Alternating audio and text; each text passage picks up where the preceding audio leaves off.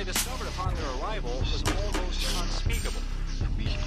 We are all evil in some form or another. I'm not guilty. The dead won't bother you. It's the living you gotta worry about. If I couldn't keep them there with me whole, at least I felt that I could keep their skeletons. Hello and welcome to the Bad Taste Crime Podcast. I'm Vicky. And I am Janelle. And we are in full-on pollen season. And I am fucking feeling it right now. We are not sick. We are just very snurfly. Yeah. It's that time in the Midwest where literally my allergies are going haywire, but I'm still here. I mean, isn't that all the time except for the dead of winter? Yeah, pretty much. The dead of winter when instead you have a cold. Yes. We have a great show for you today. What are we talking about? Oh, yes. Okay. This is your episode, so you tell me. I know. It's still very early in the morning as we're recording this, but I'm ready to go, I think. I've at least had a cup of coffee before we started this time. Yeah, I didn't, because I'm going to make it rough for everyone. It's too hot for coffee. It's just too hot. Yeah. Mine's like room temperature now. Just like fine. Anyway, let's head over to the newsroom.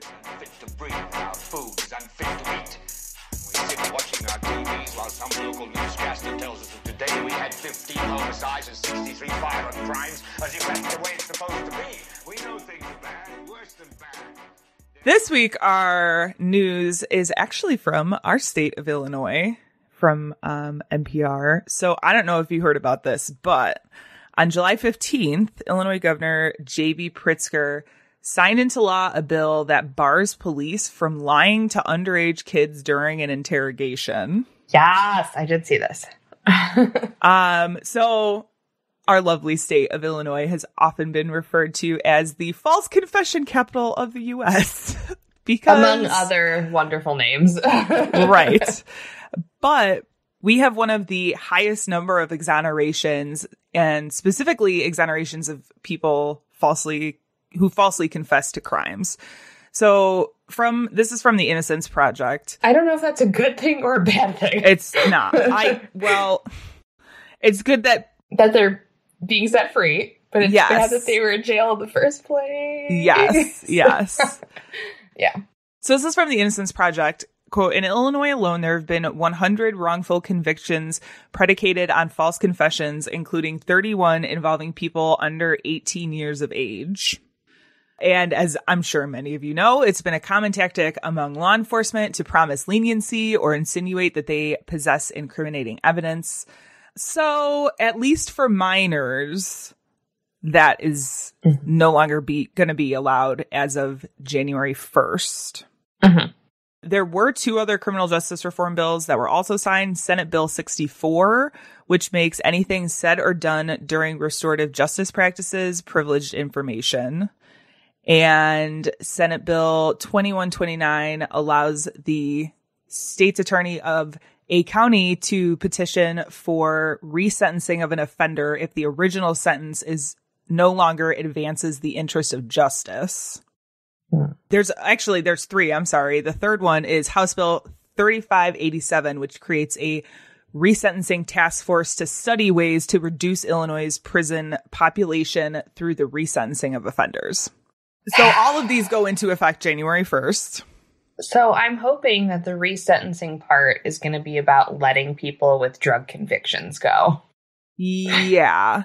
Well, since we're a legal state now. I think so. Since we've become legal, I'm fairly certain that there has been like an application process to have your sentence reviewed in reference to those charges, because I think that was part of the original like plan when marijuana was legalized in the state, right?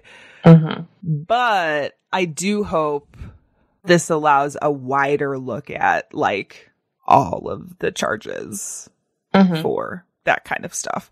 Or if it was, I think sometimes there are cases of over sentencing also. Oh, a for lot of sure. cases of over sentencing. Mm-hmm. So we will see. But I always like to highlight the criminal justice stuff, especially I feel like in our state, we have a lot of listeners in Illinois. So it's nice to see some more steps forward, especially considering like all of the stuff that was passed this past January. Thoughts? Any other thoughts? More things like that would be nice. Yeah. We will see. But for now, we're going to move on to Netflix and Kill, which this week we are actually talking about something on Peacock. Okay. Which I found interesting. I don't know. I have Peacock, but I don't watch it too terribly much. No. And on the plus side, it is a free streaming service. Mm-hmm. So there's that. I mean, I'm sure it's ad supported, but like, there's that. But they have a 6-episode series called John Wayne Gacy, Devil in Disguise. Yes, they do. If you are a longtime listener of the show, you know that John Wayne Gacy is like the Vicky's first love. No. No, Murder God, love. no. Murder case love? What? Yeah, I don't even know how you. It's like the case that got me interested in true crime, I would say. See our episode about that. Yes. And that was a while ago, too, I think. Yes, it was. But it's about the totally awful killing spree of John Wayne Gacy, who murdered at least 33 young men and boys before hiding their bodies in the crawl space under his house or in like other spots on his property. He was convicted and sentenced to death and was executed by lethal injection at Statesville Correctional Center in 1994. But the series kind of compiles a bunch of interviews that Gacy did after his arrest. It also sort of asks some questions that have never been answered, like, was there more than one person that helped him? Like, that's a big one. Yeah. They also look at, like, did the police really put in a legitimate effort to investigate? No. A lot of the victims were never identified. With some of the most recent identifications of some of the bodies happening within, like, the last 5 years, I think. So there's that. If you're looking for something that isn't on a normal streaming platform, I'm anxious to see what some of these other newer platforms will come up with for like true crime. Because right now it's dominated by Netflix, HBO, and probably Hulu, I would say. Yeah, Hulu has a little bit. Yeah. So anyway, check it out. It's free. That's plus if you want some true crime. A classic. Yeah. I haven't been on a true crime watch yet this past couple of weeks because I dove deep into Fear Street, because if you know anything about me, you know I love R.L. Stein. All things Goosebumps, all things Fear Street. So I was preoccupied. But Nice. I did catch that, a little bit of that Gacy one. Yeah. All right. This is that part of the show where we say content may not be appropriate for all listeners.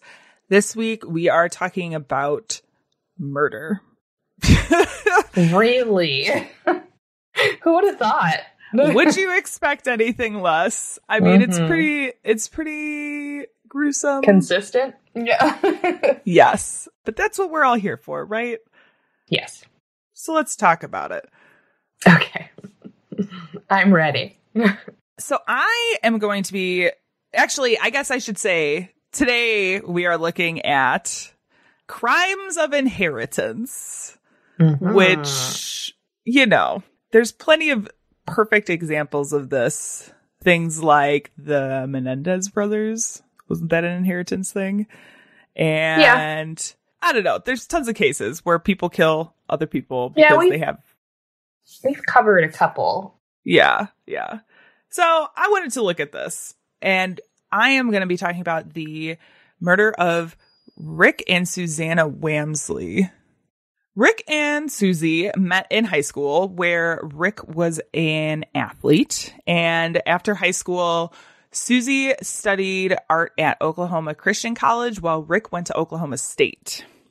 The two got married in 1978. They had their first child, Sarah, that year. And then they had their second child, Andrew, in 1984. Now, Rick was a CPA who worked for a couple oil companies in Houston, Salt Lake City, and Dallas. But like the family itself was really close. I saw a lot of times they were described as like the perfect couple, the perfect family on the block. That's never a good omen when people say that you're so perfect. Yes. And they were pretty wealthy. So they were definitely never like lacking for anything. They also were described as like their entire life revolved around their kids. They wanted to make their kids happy. But this perfect family was completely destroyed when on December 11th, 2003, police were called to the Wamsley residence. At 11:40 p.m., a 911 call was made from the Wamsley's home, but there wasn't anybody on the line. So they were like either the person called and just didn't say anything, or they just called and left the phone sitting on the side table and just left. But police responded anyway and went and knocked on the door, didn't get an answer. They did notice, however, that the garage door was open and that the door to the house from the garage was also open. So they went into the house through the garage and discovered Susie's dead body on the living room couch. She had been shot in the left ear and stabbed 18 times in the chest and the neck. Rick was discovered in the entryway wearing only boxer shorts. He had been shot in the face and back and stabbed over 21 times. Yikes. Yeah. Upon further investigation, police discovered 2 sets of bloody shoe prints in the living room, dining room, and entryway.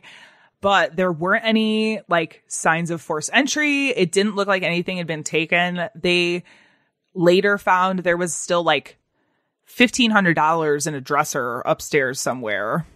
You know what I mean? So like it didn't really look like a burglary or anything like that. Yeah. Now, the news of these murders hit the surrounding community like a ton of bricks.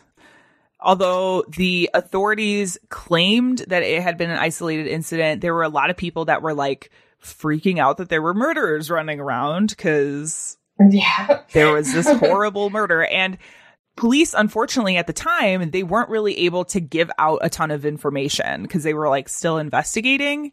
And a lot of times when these things start out in the very beginning, you just don't get a lot of information. So people were panicking, but it also sort of started a lot of rumors about what happened.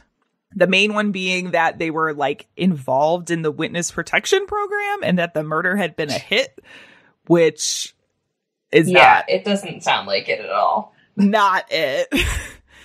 But everything sort of started unraveling after it was discovered that the family, like I said, was incredibly wealthy. They had taken out a $1 million life insurance policy along with a $1.65 million estate that had kind of become this point of conflict within the family. Actually, later, their oldest daughter, Sarah, would file a petition in court to try and block her brother, Andrew, from inheriting any of the assets for reasons that will become clear. I wonder. It was also discovered that Andrew, who was 19 at the time of the murders, was dating this girl named Chelsea Richardson, who was somebody that Rick and Susie were really not fans of. I saw it talked about a lot as like the Wamsleys being this sort of like more wealthy, affluent family. Chelsea Richardson coming from this working class background and it being sort of like a, I don't know, like a class thing. I'm just like, I don't really get the impression that that's it, but I don't know, man. Anyway, police did discover a clump of hair in Rick's fist when they had investigated the scene, which was immediately sent out for DNA testing. When it came back, it was revealed that the hair belonged to Susannah Toledano, who is Chelsea Richardson's best friend. Okay.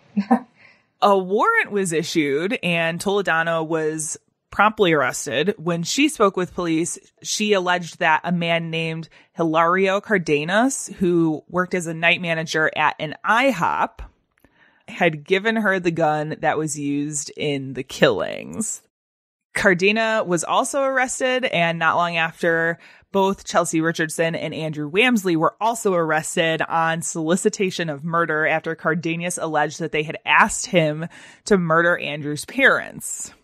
All four of them were held on $1 million bond while police continued to investigate. When the indictments came down nearly 7 months after the murders, police were accusing Andrew and the others in a murder plot to get their hands on the Wamsley's $1 million insurance as well as their other assets. Andrew, Chelsea, Toledano, the three of them were charged with capital murder, and Cardenas was charged with conspiracy to commit murder. Okay. So, you know how in high school you went to an IHOP to like smoke cigarettes and drink coffee and hang out into the wee hours of the morning because it was open for 24 hours. Did you ever do that? Yeah. I mean, not an IHOP. We had other things around here that we did that at, but yes. Right. Angelo's. We went to Angelo's and did that. That was our main we went hang to for a long time. The truck stop because we're garbage people, and then like another little tiny restaurant in Crystal Lake. That was Yeah. So that is kind of how the four of these guys hooked up, was at an IHOP, because the kids in high school, this part of the story, I was like, oh, so relatable. The kids in high school would go to the IHOP and play Yu-Gi-Oh! And sometimes play D&D at the IHOP to the wee hours of the morning. So this is kind of like how this group all met up. I was like, all right, they're playing Yu-Gi-Oh! In an IHOP. Sure. That sounds like 2003. Yep. Yeah. Yep. Exactly. So anyway, a clear picture began to emerge of what happened that night. Investigators believe that by the time the 911 call had been placed, Rick and Susie had been dead for 8 to 12 hours at least. Andrew and Chelsea and Susannah entered the home using a garage door controller. They walked in through the garage and found Susie sleeping on the couch in the main level, where she was shot at close range, killing her instantly. Rick, who had been sleeping in the master bedroom, heard the shots and ran out to confront the attackers.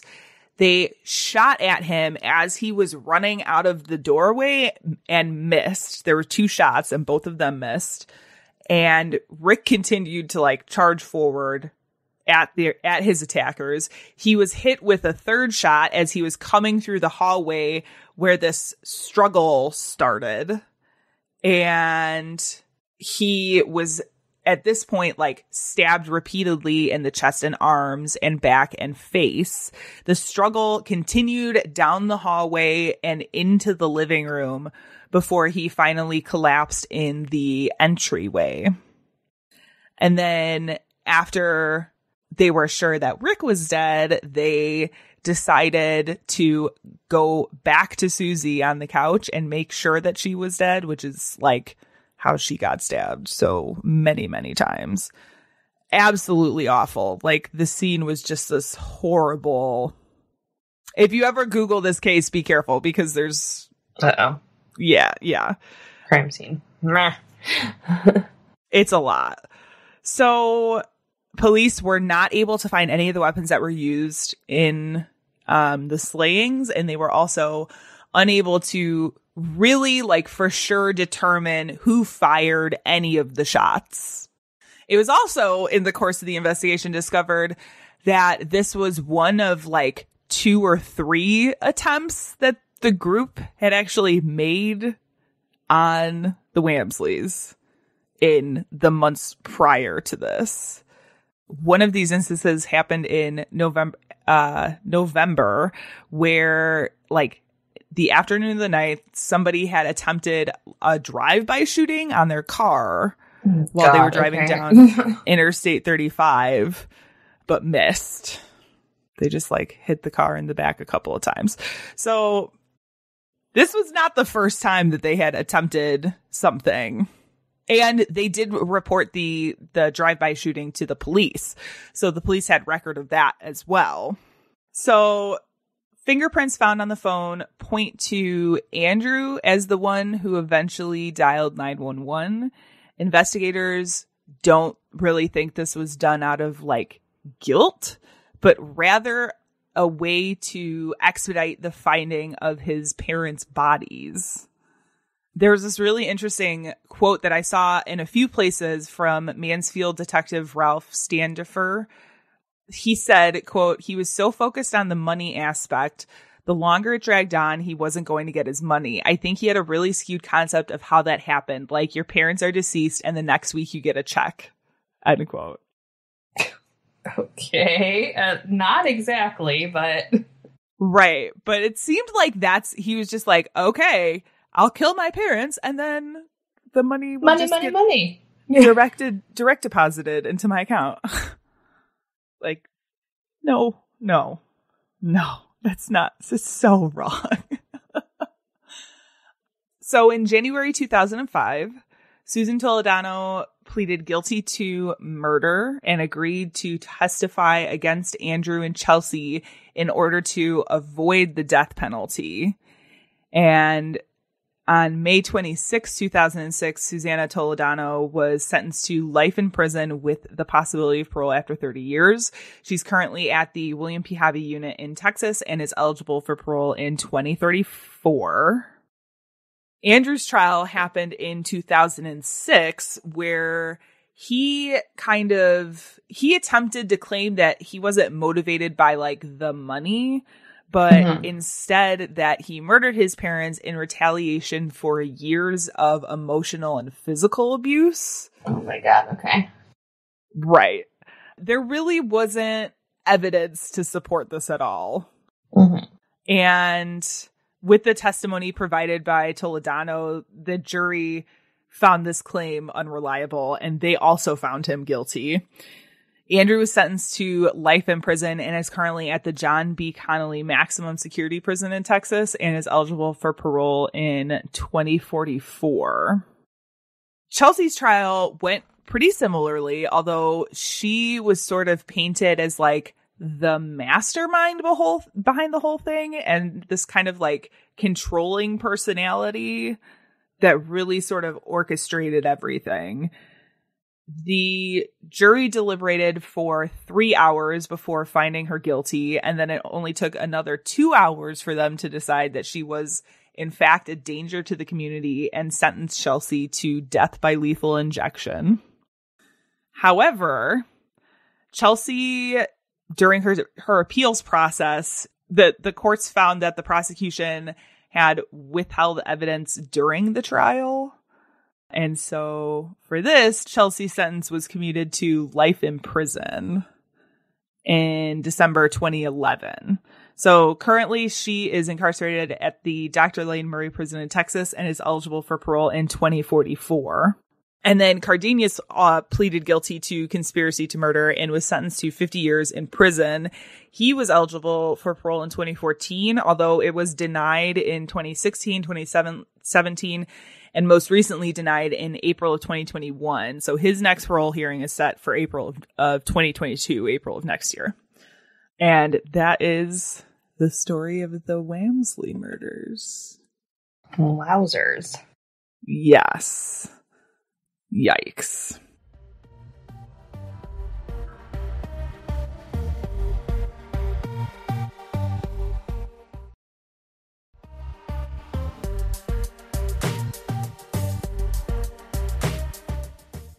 Well, folks, I am going to tell you an old-timey spaghetti western of a tale today.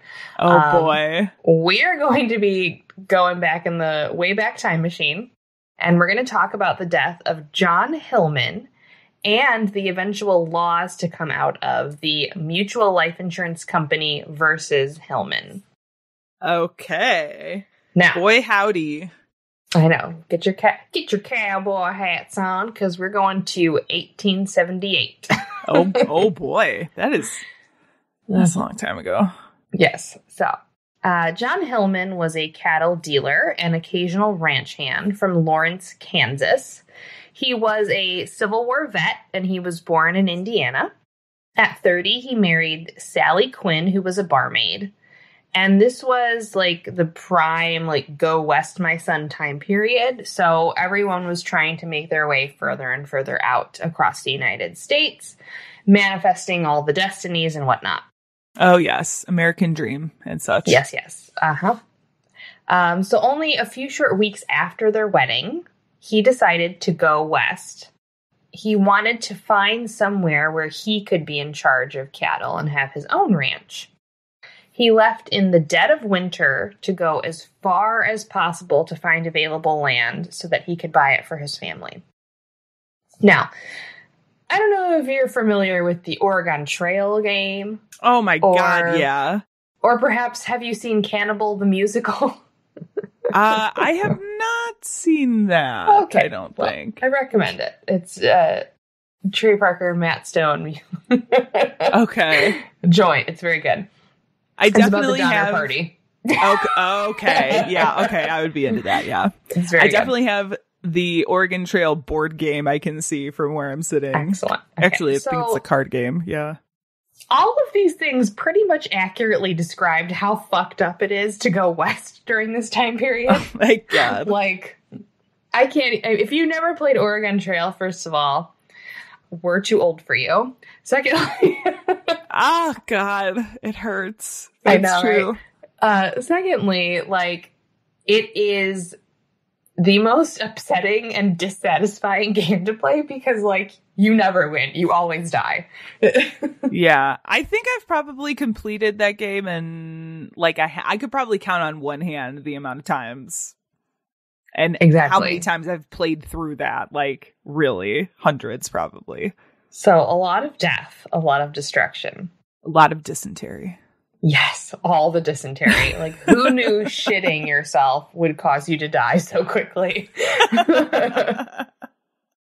So this is kind of the fear that his wife had. She's like, you're going to go in the dead of winter? That's probably not a good idea. Oh my God. So he thought that going in winter would be a great idea because then he could assess how harsh the conditions would be to move his family. So I get the idea, but also it's 1878. There's like no antibiotics. People are like, oh, there's a snow blizzard. Let's keep going. You know, right. In a covered wagon. Yeah. So not a great idea, I think. But with him, he decided to take a farmhand by the name of John Brown. So he's like, I got a guy, so it'll be fine. Oh my God. Now, before leaving for the trip, Hillman purchased $25,000 of life insurance, which would be nearly $700,000 in current money. Okay. So that's a lot. Yeah. He had help from his wife's cousin, Levi Baldwin, and he was able to secure the amount by going through 4 different companies, because to procure that much from one is like next to impossible at this time period. Yeah. And to be honest, insurance companies at this time, if you think insurance has a lot of clauses now, like the contracts from the 1800s are out of control. They would throw in everything conceivable so that you would not get a payout. Gotcha.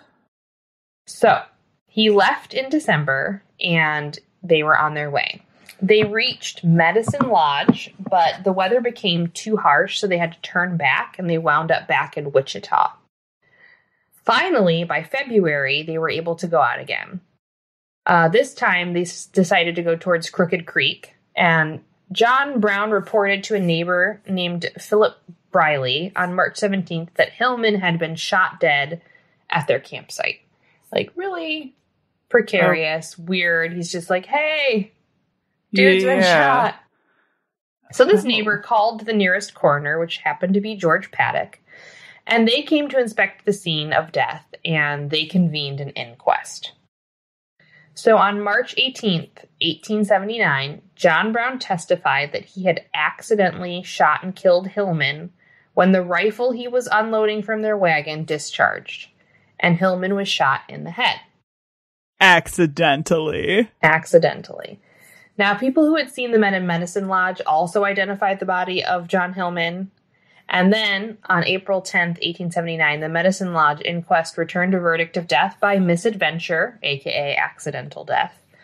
I just love the term misadventure. Yeah. Now, instead of the body being returned to the wife, it was actually buried in Medicine Lodge, and then Sally was notified. So she then contacted the insurance companies because obviously your husband's died. You need to make sure that you have some money. And she let them know that he had passed away. And all 4 companies were immediately suspicious because, of course, at this time, insurance fraud was also a really big problem.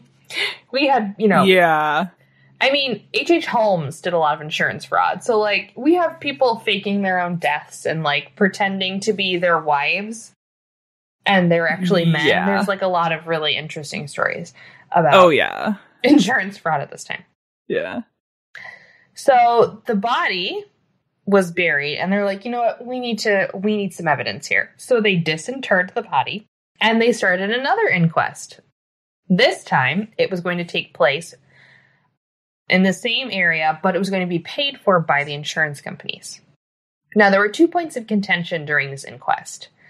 One of them being John Hillman's teeth and his height were coming back into question. Several people who knew him came to identify him, and all of them were divided on whether or not it was actually him. Now, remember, he had been in the ground for a little bit, a week or so. Okay. And there was no embalming. So, right. If you know how the body reacts, you have rigor mortis, where you constrict and then you relax again. You do lose a few inches when you die. So just keep all these things in mind. Yeah.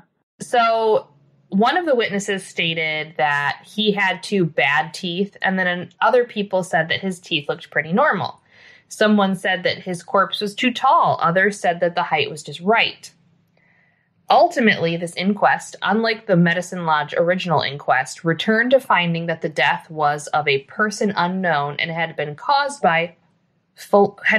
feloniously by John Brown. So that means that it was not John Hillman, and that John Brown had done it on purpose. Oh. So completely making it the opposite of what it was. So did the insurance not pay out if it was done, like, if it was like murder, if it was done on purpose? Was it only accidental? No, they would pay out if it was murder, but the big point was that what they were saying was that it wasn't John Hillman. Yeah. So originally, so that's like the big thing. It's like, okay, it's not him. Yeah. But then that infers that they did it to just get the insurance payouts. Like they were concocting a scheme to get money. Gotcha. Now, Sally thought that the insurance companies did this on purpose. They thought that they basically bought out this coroner and had the inquest come back in their favor, which obviously it probably did.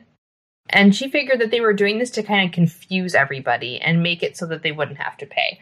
So you have these 2 conflicting verdicts from these inquests. So, most courts would be like, let's not even deal with it. Right. But she decided that she was going to file a lawsuit in 1880 because she didn't think that that was right. And, she really fully believed that her husband was dead. Yeah. Now, her case didn't go to trial until 1882 because insurance companies are really good at delaying cases. Oh, my God. But her case would be tried 6 separate times. So here we go. What? That's a lot. Let's just start at the first one because it's gonna get Crazy. This is going to be a roller coaster. There were two problems with the case from the start. Hillman's companion, John Brown, changed his story. So that's never a good thing. He originally signed an affidavit and agreed that, yes, accidental shooting, blah, blah, blah, blah. Then he signed another affidavit in which he agreed that the corpse at the campground belonged to a young man he and Hillman had recruited to join them on their journey, and whom Hillman had shot to death at the campsite. What? So basically absolutely conflicting his story. Okay. The affidavit said that Brown and Hillman had met the man who called himself Joe Berkeley or Joe Burgess. They weren't really sure. I don't know how you don't remember. But they met him a few miles outside of Wichita, and they all decided to head west, and that Joe had agreed to let Hillman vaccinate him for smallpox using his pocket knife and the fluid from his own fresh vaccination. Why is this important? Okay. Well, if you're going to kill somebody, they have to look like you, right? And if you just had a smallpox vaccination, they need to have that scar, because back when you got smallpox vaccinations, you had a big scar, because they literally would take a smallpox pustule or the blood of someone who's had smallpox and cut you and smear it into the wound. So gross, first of all. And if anyone old-timey medicine. Like, I understand why people get hesitant around vaccinations, because that's how they used to be done, but that's not the case anymore. No, we got science now. Yes, science has improved from slashing arms and smearing blood. Oh my God, it's so bad. So he needed, if they wanted to kill him and make it look like him, he needed that scar on his arm. So they were like, all right, awkward, but we get it. The companies located a young woman in Fort Madison, Iowa, who was named Miss Alvinia Caston, who testified in a deposition taken by the company's lawyers that a letter, which was marked Wichita, March 1st, 1879, was from her long-lost fiancé, Frederick Adolph Walters, and was the last letter she ever received from him. Now, this letter is important because it talks about John Hillman. The letter said that the writer planned to leave the city soon with a man by the name of John Hillman, who he had met there, who was a sheep trader. The letter also confided that Hillman had promised more wages than he could ever make anywhere else, and that Walters, who was a cigar maker by trade, was never seen again by his family. And they claimed that they all had received a letter similar to that mentioning Hillman's name, but they couldn't produce it. Oh. Now, this affidavit and these supposed letters put a lot of suspicion onto John Brown and Hillman. Now, the thing that confused me about this is that John Brown said that the guy's name was Joe or Joe Berkeley or Burgess or whatever. But then this random ass woman says that her fiance who disappeared, who was named Frederick Adolph Walters, was the one with the two. Yeah. So it's a bit confusing. And not only that, back in this time period when there were high profile cases, people would come out of the woodwork saying that they were involved so that they could get some sort of spotlight. So right. Or also keep that in mind. Is it possible that she had a life insurance policy out on her husband, and if he was the one who actually died, you know what I mean? Well, they weren't married yet. They were just engaged. So I don't think that would be possible. But that doesn't mean she couldn't be in cahoots. Yeah, but isn't this the time when you could just take life insurance out on anybody you wanted? You can, but it was exceptionally hard for women to get insurance policies for people because women aren't people. Remember? A man could take out insurance. This is how H.H. Holmes did it. He took out insurance on random ass women and their children all the time. But if a woman tried to do that wouldn't be possible. They'd have to have a man with them to sign off for them. Right. It was gross. Yeah. I mean, you couldn't even have a bank account. There was one famous female rancher, and she only acquired all of her wealth because her husband died. You know what I mean? Yeah. This time period fucking sucked to be a lady. Amen to that. So the first two juries in the first two trial cases in 1882 and 1885 ended in a hung jury. In the third trial, however, in 1888, the trial judge kept the Dearest Alvinia letters away from the jurors because they felt that it was hearsay. Okay. And the jury in this case voted unanimously for Sally Hillman. So, that sounds great. Now, the insurance companies were like, oh, hell to the no. And they filed an immediate appeal to the United States Supreme Court. Of course. The case reached the court, and the justices did something a little bit unheard of. They created a new exception to the hearsay rule and said that the letter should have been allowed in evidence because it met the requirements they had just created. Okay. Wrap your brain around that one. So, like, they created the requirements, and then we're like, this should be fine because it meets the requirements we just made? Yes. If you think the Supreme Court now is fucked. Okay. Go back to the 1870s and 80s. Right. They were still figuring it out back then. They were still trying to figure it all out. But this would actually create new hearsay laws. So this case was again sent back to be retried. And the rule they created, which is now called the state of mind hearsay exception, is still one of the most important rules of evidence in U.S. law. So if you want to find out more, you can go read that. But the transcript information is very difficult to read. Yeah. Now, the fourth and fifth trials also ended in a fucking hung jury. It's like, you guys, just give up. Just give up. So we have the first, the second hung. The third in favor of Sally. The fourth and fifth hung. Now we're on the sixth here, okay? Wow. We're not doing great. The last trial was in 1899. We're talking 10 fucking years later, okay? And there was a new witness who came to this trial. And this man was named Arthur Simmons. He was the owner of the cigar factory in Leavenworth where Frederick Adolph Walters had worked. He stated that Walters was in his factory for a few weeks in 1879, which was 2 months after the death at Crooked Creek. What? Simmons accurately identified Walters from the photographs that they had provided in evidence and also produced written employment records to confirm his testimony. So he was like, yeah, he was here during this time period. Here's his fucking pay stubs. Like, take a look. Yeah. Yeah.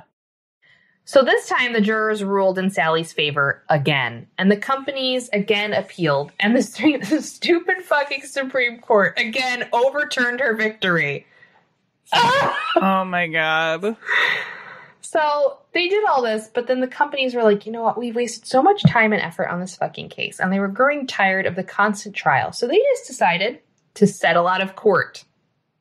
After all of that, after she won twice, and there's 4 fucking hung juries, they're like, you know what, just kidding, never mind. Blowing all of their money for no reason. Oh my God. So they settled with her for the face amount of the policies plus interest. Now, we're not really sure if she received all the money. Probably not, because she probably owed a lot to all of those lawyers for all 6 cases. Yeah, but that it's would good be a to know hefty that sum. They at least paid her out. Yeah. Oh now, not only did this case change hearsay laws, it is also considered one of the first cases to examine the Slayer Rule. Are you familiar with the Slayer Rule? I am. All right. Yes. So, this, if you're not familiar, we're gonna show you the world of the Slayer Rule. This is a statute in law that states a slayer, killer, murderer, however you want to say it, cannot benefit from the death of the slain person. Namely, this is used in cases of inheritance and insurance, i.e., why this case is important. While a criminal conviction requires proof beyond a reasonable doubt, the Slayer Rule applies to civil law, not criminal law. So the prosecutor must only prove the murder by a preponderance of the evidence, as in a wrongful death claim, meaning on the civil standard of proof of the balance of probability. So, even a slayer who is acquitted of the crime of murder can lose the inheritance by the civil court ruling on the estate. Right. Lots of lawyers speak. Yeah, okay, so let me break this down for you a little bit. So what they're saying here basically is the difference between a civil case and a criminal case is preponderance of the evidence, which is essentially 50. If you think of it as 51% sure that you're ruling in somebody's favor, whereas a criminal case is beyond a reasonable doubt. So that's like it's a little bit different standards. Yeah. I had that explained to me in that way, and it made a lot of sense. So the burden of proof in a civil case is far lower and far easier to prove. Exactly. And when you have things like civil cases, like hearsay is not as difficult to deal with as it is with a criminal case. So correct. All of the hearsay that they were, all the letters and the witnesses and shit in a civil case would be taken a little bit more seriously than with a grain of salt. So that also kind of makes it more difficult. So that's why the Slayer rule, now a lot of people could lose inheritances because of this. So yeah. Now the tale doesn't end there. We're going to come all the way to 2006. Oh my God. Really? Yes. In 2006, Professor Wesson and Dennis Van Gerven obtained permission from a judge in Lawrence, Kansas, to disinter John Hillman's remains. Oh my God. Okay. The goal was to use modern forensics to identify the body once and for all. Yes, I love this. This was backed by the university out there, and they wanted to show off this professor and their new ability to look into forensic identity. So, the delicate nature of the remains made it impossible to identify with physical methods. So, Wesson and Van Gerven planned to use DNA matching to determine if the bones belonged to John Hillman. Wesson had managed to track down John Hillman's half-brother's grandson, who was named LaRay Hillman. And they procured a sample from him. However, the bones did not contain sufficient human DNA to enable testing, so they were too degraded. Oh, man. They didn't stop, though. They kept going. Van Gerven and his colleagues were able to analyze the photographic evidence available, which was the pictures of the living man. They had pictures of John Hillman, and they had pictures of Frederick Adolph Walters. They also had a picture of the corpse taken during the secondary inquest. Okay. So they used all of these photographs and they did a photographic superimposition, and the pictures taken were then matched using standard anatomical points, which they used the margin of the jaw, the point of the nasal bone, and between the eyes, and they established a scale for this face. Okay. And the results showed a striking similarity between the corpse and Hillman's photographs in their nasal profiles, hairline, eyebrows, and lips. With the results, Van Gerven concluded that the corpse was more closely matched to John Hillman than Frederick Walters. So they determined that the corpse was, in fact, John Hillman. I mean, it's kind of a bummer that they didn't have enough DNA. I mean, that's just the nature of decomp. That's what happens with bones, man. Yeah, but especially like if they were, if he was embalmed with modern methods, like there'd probably be a little bit more DNA evidence to deal with. Yeah, but because we're talking about 1870s, he was dumped into a grave in the middle of nowhere and then moved a couple times. It's not going to be in great condition. Now there was a documentary made about the exhumation, and it's called Hillman's Bones, and you can watch it. I believe it's on Amazon Prime right now. And Canopy, if you have that at your library. But you can look that up and watch it. I think it's like a couple bucks to buy anyway. It's not that big of a deal. But they determined that, with all the photographic evidence, that was John Hillman. So interesting. Now that makes that entire case even more of a quandary. Yeah. Very interesting. Yes. Oh my gosh. It's a strange one. The lengths that people will go to to try and avoid paying out money or get money is astounding. Before you try to scam somebody out of an inheritance, why don't you check out this podcast? My name is Hunter. And I'm Haley, and we're your hosts of Murder and Such, a podcast about true crime, serial killers, and other dark subject matter. Join us while we fill your ear holes with some crappy comedy and disgusting tales. You can now find us on Spotify, iTunes, Stitcher, Podbean, and all of your podcatcher services. You can like us on Facebook, Instagram, and follow us on Twitter at Murder and Such. Hope to hear from you guys soon. Bye. Bye. All right, folks, that has been our episode for this week. I hope you've enjoyed our little journey. I always love when we can learn something new about how the law was created. That's right in my overlap of interest area. What do we have coming up? What's the... Well, we're still waiting to hear exactly what day we're going to be at the Elgin Fringe Festival, but we're going to be there. And it starts September 3rd through the 12th. So one of those days, we will Oh my be God. there. That's coming up really soon. I know. It's scary how soon that's coming up. I feel like we started the process of doing Fringe stuff like months ago. And all of a sudden it's like, oh, this is literally like close to a month away. Exactly. So we'll keep you posted as soon as we know the day and time that we're going to be doing things. Again, we also don't really know if it's going to be in person or recorded. As of now, they're still pushing for in person. So we'll see. Hopefully we don't have a post-apocalyptic meltdown again.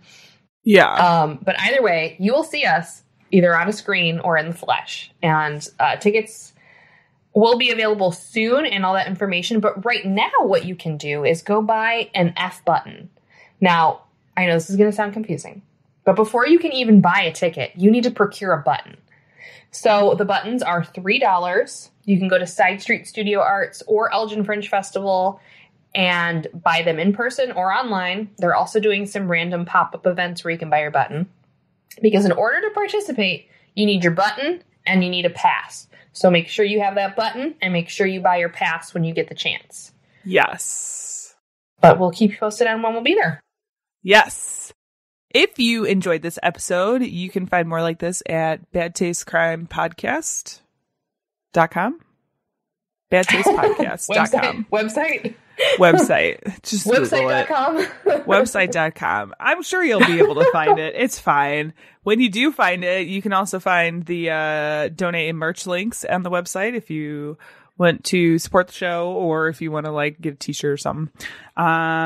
We should probably have some new-ish stuff coming, I think, with updated stuff. Yeah, updated branding and all that fun stuff now that I've had some time to do it. But maybe we'll put our faces on a shirt. Do you want our faces? Do you want our beautiful faces on a shirt? Do I want my beautiful face on a shirt? Yes. Is the question.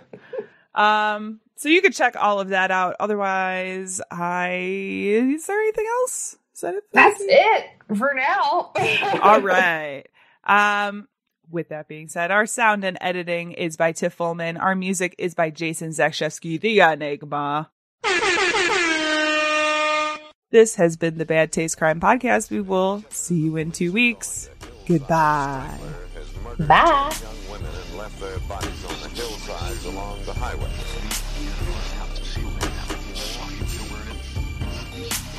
It was as if a wave of evil washed over this town. We are all people in some form